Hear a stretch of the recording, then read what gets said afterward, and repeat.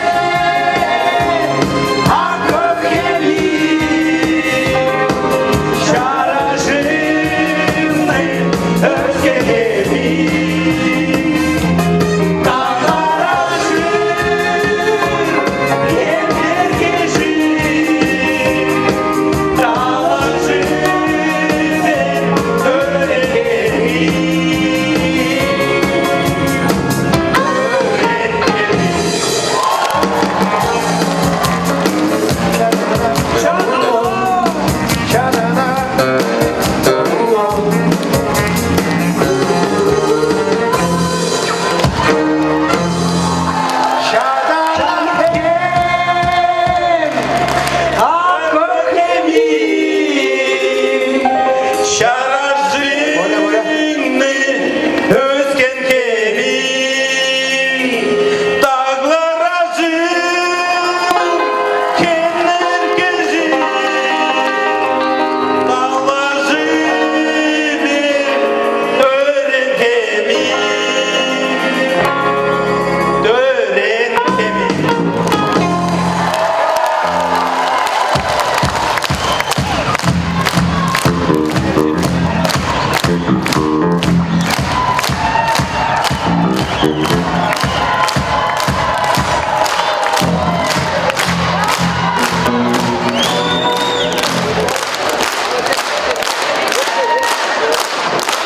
Babacığımız Kovaroviç böyle kötü bir gecelerden alıp bir çorbalarından buluşuyor.